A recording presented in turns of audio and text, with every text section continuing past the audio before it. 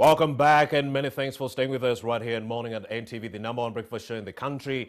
Well, the coronavirus pandemic is still rearing its very ugly head. I mean, we are talking about 43,919 cases of COVID-19 having been registered in this dear country of ours, the Pearl of Africa. Out of that number, well, unfortunately, 357 people have succumbed. And on the global scale, we are talking about 3.4 million deaths.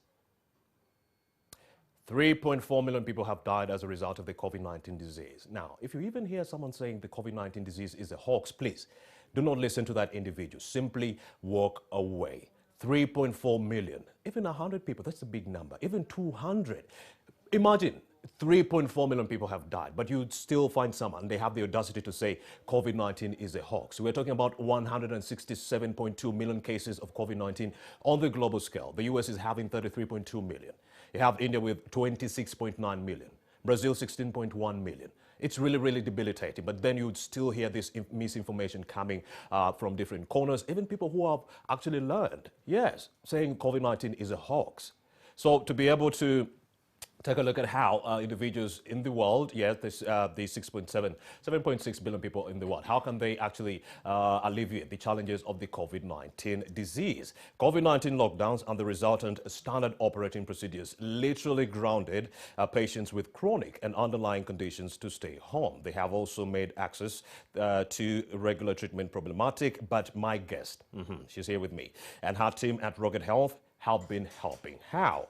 Dr. Pamela Charlotte is from Rocket Health, and she joins me right now on set. A very good morning, Kristen. Good morning. Thank you so much for having me. So this is Pamela Charlotte Achom. Yes, please. Well, first of all, what is Rocket Health and what do you do? Okay, so Rocket Health is a telemedicine company that offers healthcare, but remotely.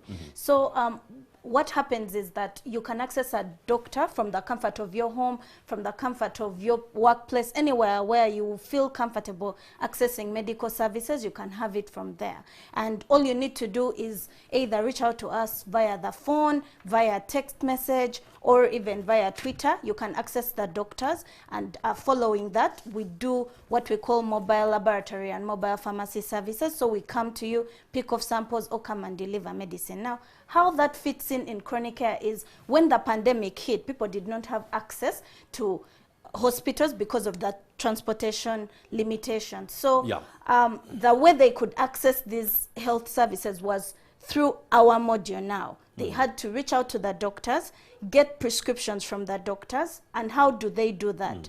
Through telemedicine platforms like WhatsApp, voice call, Twitter, and any other, Facebook as well, in the beginning. So right now, you can access doctors by using a short code, *280#. And when you do that, and you're a chronic care patient, you choose chronic care, then you choose what service you would like to have at that point in time. Yeah. How exactly does a mobile medical services organization actually operate? Yes. So when you use the short code or you call in directly, the person who's on the other side is a doctor. Yes. So you can have a consultation. The doctor asks questions, just like how you would have it physically. I see. Now you're having it over the phone. And when the doctor reaches a conclusion and thinks maybe you need labs or medicine, the lab team is dispatched, comes to you. When your results come back, the doctor discusses them with you and makes a plan. This is really amazing. I mean, we cannot even talk about the partial internet shutdown, the fact that many people are not accessing Facebook and many of the social media sites. You simply have it *280# with your simple phone, and then you can actually get help. Yes, any phone can do that. *280#, and then you select what you want, then the doctors get a notification. Our people in the rural areas, are they clamoring for these services? Because there is low internet penetration in these jurisdictions, there is low smartphone penetration, but then they have the smaller phones. And have they been clamoring for your services? Yes, through our SMS platform now, because we are trying to publicize *280# as much as we can, but even with your phone that doesn't connect to internet. Everyone has SMS. So you can actually send an SMS and the doctors reply, or use the short code and the doctors get a notification and they get back to you. The beauty with telemedicine is that we don't need to be in the same place. You can be up country, I'm in Kampala, but I'm able to advise you accordingly and give you the appropriate healthcare advice you need to get the services that you need. All right, I'm in Kutgum, and I need your services, and you're in Kampala. Yes. How best do you reach out to me? Yes, so you can use any of those modules I've talked about, either calling in or using the short code or SMS. No, the delivery. Or the delivery. Medicine. Yes. So medicine can actually be sent. We've partnered up with a courier service that can take medicine for patients with lifelong illnesses, as you said, the chronic patients who take their medicines on a monthly basis. They take it lifelong, but most times we refill monthly or 2 monthly so that there is compliance. Yes. So those patients, their medicine is sent to them and they get it, but the doctors follow up. Even if you get it for 3 months, you get a monthly follow-up by the doctor. Have you set up maybe branches in any of these jurisdictions, the 149 districts? Yes, so we are working towards that. Yes. Since we are growing, as we find there is need, obviously. So as we grow, we hope in the near future, we'll have branches all over the country. And also COVID-19 in my preamble, of course, I mentioned that there's an Yes. exacerbation, 167.2 million cases. Yes, And of course, you're also doing the most because some individuals are actually fearful. Even if you told them you are allowed to move from one place to another, people are fearful that maybe they will contract COVID-19. So many are staying in the confines of their homes for safety. We also do know that you're targeting these individuals with COVID-19 tests and so forth. Yeah. How hard or easy is it during this pandemic? Well, there are two sides to our coin. Because of the pandemic, before the pandemic, people knew telemedicine was there, but they had not yet embraced it because we are all closed up. Most times people rather do what they know than experience something new. Conservative settings. Yes. So when the pandemic hit, people started to embrace the telemedicine, embrace that actually I can be at the comfort of my home, I can be at work and actually feel ill but get that service I need without just like online shopping. Yes. It took long to catch, but then Yes. right now everyone is clamoring for that. So go ahead. Yes. Yeah. So that's what is happening right now. People are embracing it, which is good, and we want them to embrace it more. You don't need to go line up. If I have hypertension, high blood pressure, and I need medicine on a monthly, why should I go to hospital, make a line just to get my medicine that I need to keep my pressure in check when I can have it delivered at home without the stresses? Dr. Pamela Charlotte Shom, I'm in Moyo district. I've caught a slight fever. I'm shaking a little bit. I'm having slight headaches and so forth.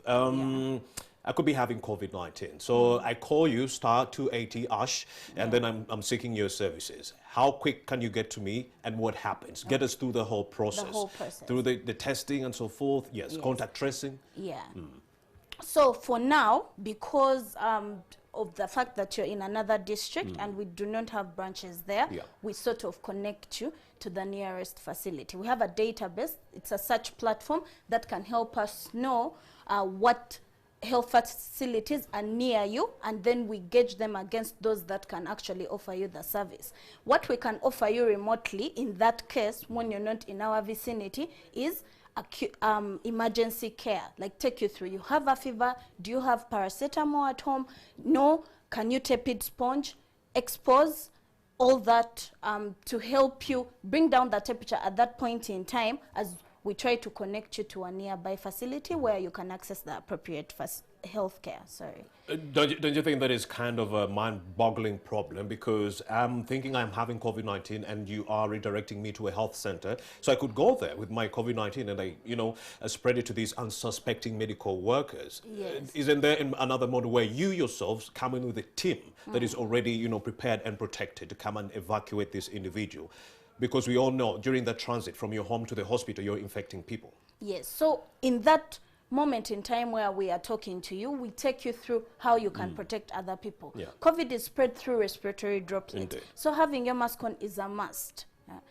Actually, you're supposed to be following the prevention guidelines, even when you're feeling ill. You must make sure you have a mask on. Even the people around you have to have a mask on. That will help limit the spread. Unfortunately, currently, we are unable to get to people far, but we can help you, give you health advice that's going to help you limit spread and also get you the appropriate help that you need. The viewer who is watching Morning at NTV right now knows very, very well that the COVID-19 pandemic has wrought debilitating effects on the economy and also the health of so many people in this country. But then they would want to understand how are operations affected at Rocket Health? How did the pandemic change your business model? Yes, so the pandemic did not so much as change it than get people to embrace it more, because it was already telemedicine, we're already doing remote pickup, and whenever you're going out there, you need to be protected as a health worker, just like in a hospital setting.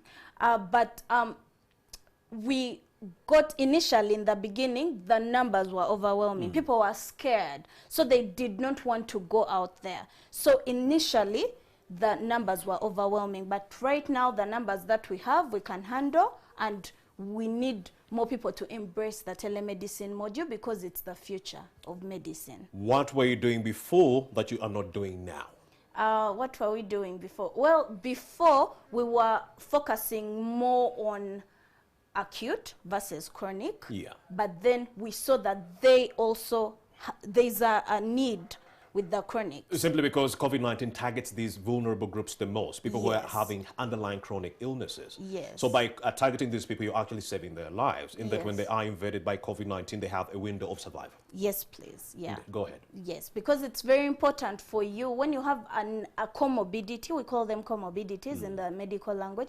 When you have a comorbidity, sometimes your immune system is not as strong as someone who may not have that same illness. And COVID-19 affects the immune system, and that's why its management most times bases on rebuilding your immunity so that you're able to fight off the infection as we manage the other symptoms that come with the infection. Yeah, so it's very important that you ensure that you're taking care of yourself as a person with a lifelong illness, ensuring that you're always having the routine checks, but you can forget because depending on what you have, some people have 3-monthly routine labs, 6-monthly, annually, you can forget. And what we do, we always put you in our system so that we are able to reach you and let you know and tell you, hey, you did labs 3 months ago, you're almost due. Or, hey, your medicine is almost running out, we are going to come and refill, where can we find you?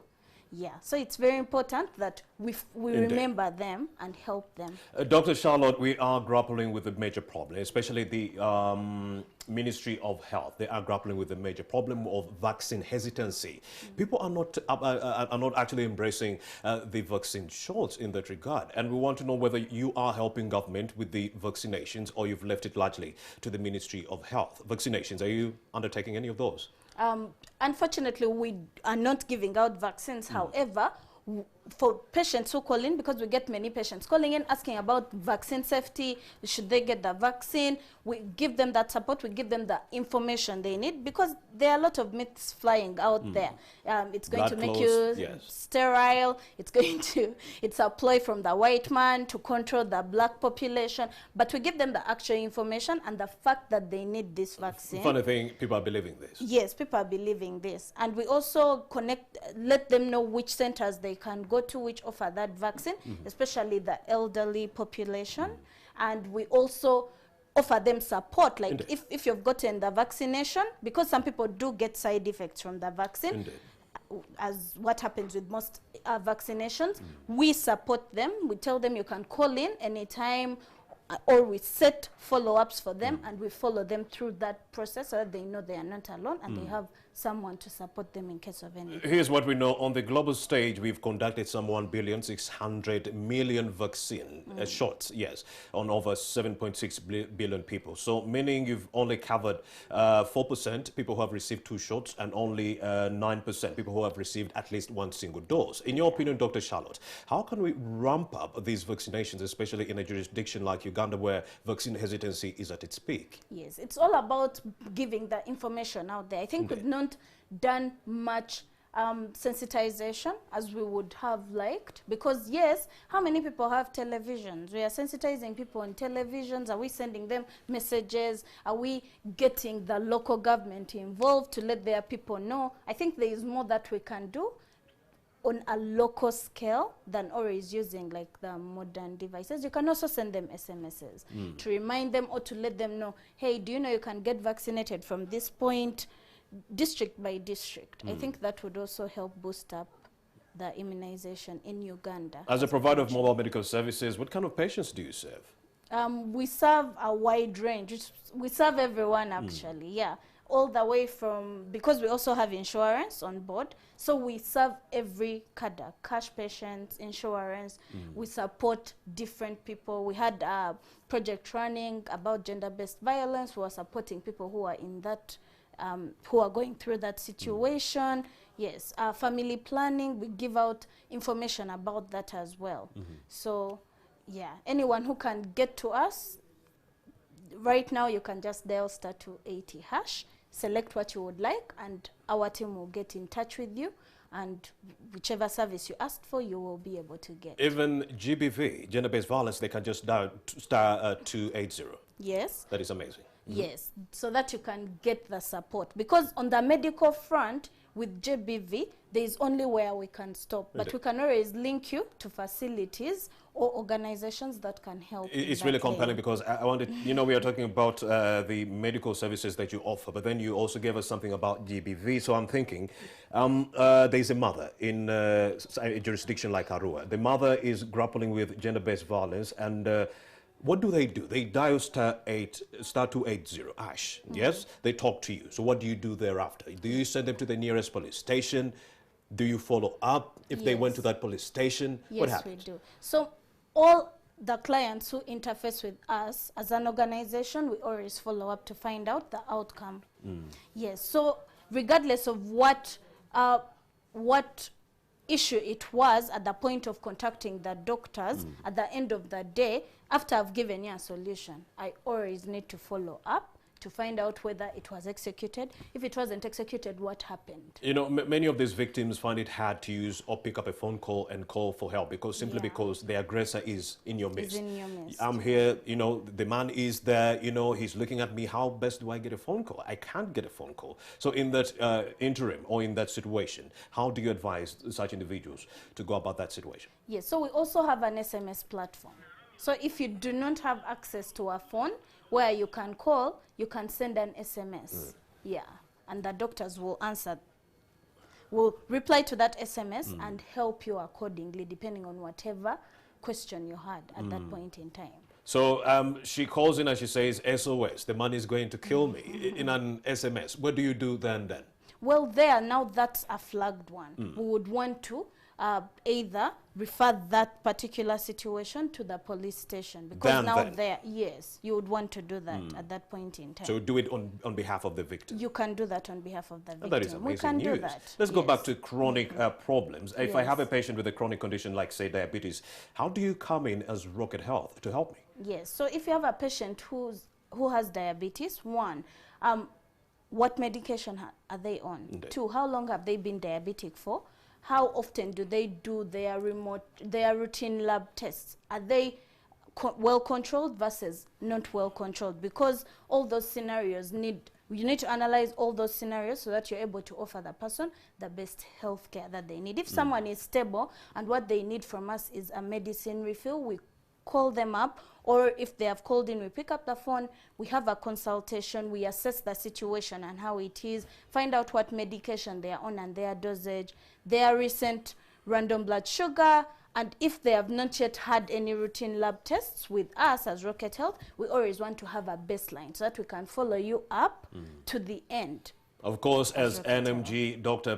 Pamela, we actually commend your services that you are doing, because there is a stark correlation between people with underlying health illnesses and COVID-19. They are being affected the most. But then speak to power and talk to the individuals who are actually saying COVID-19 is a hoax. Before I let you go, just look in that camera and just speak to them. So COVID-19 is actually it's a real disease, it's a real global problem, and we need to do our part as individuals. This is a preventable, it's something, its spread can be prevented simply by following the prevention guidelines, ensuring that you have your mask on, sanitizing, social distancing. Let's play our part, because that's the only way we can fight this infection. Couldn't have kept this conversation in the right way. Dr. Pamela, thank you very much for having made the time to speak to Morning at NTV. You're doing great work. Thank you so much for having me, and thank you, everyone. Indeed. And of course, information dissemination is part of this game. If we're going to be calling on people to embrace these vaccines, they have to be in the know. So information dissemination is the way to go in that regard. We need to be using people in the non-sciences sector, people like the artists, musicians. They should be able to convince individuals to actually take up these COVID-19 vaccines. My name is Romeo Busiku. Is it an end of an era for Rebecca Kadaga? Or is it the beginning for Jacob Olanya? Well, the conversation is coming your way shortly after this breather.